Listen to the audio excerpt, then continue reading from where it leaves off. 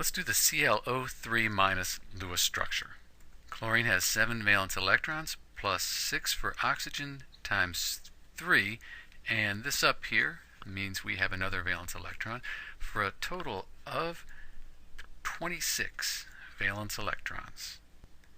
Chlorine is the least electronegative. That goes in the center. Oxygen's around it. 2 valence electrons to form chemical bonds between the atoms. We've used 6.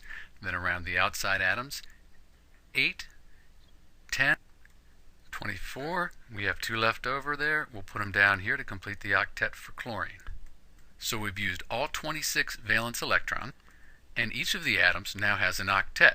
So it looks pretty good, except chlorine is in period 3 of the periodic table. That means that it can often hold more than 8 valence electrons.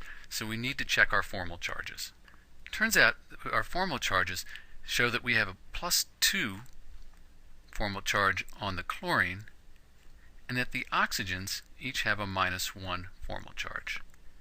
If you add that all up, it does give you this minus charge right here, which makes sense. But the closer the formal charges are to 0, the better the structure is. So let's take a look and see how we can fix this. If I take these valence electrons right here and move them into the center for 2 oxygens, that should take care of this +2 charge. So let's see what that does to our formal charges now that we've moved those in there to form a double bond.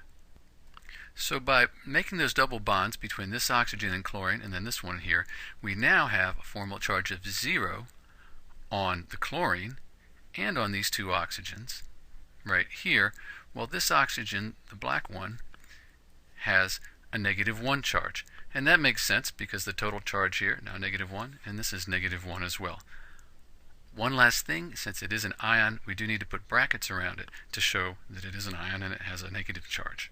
And that represents the best Lewis structure for ClO3-. I'm Dr. B, and thanks for watching.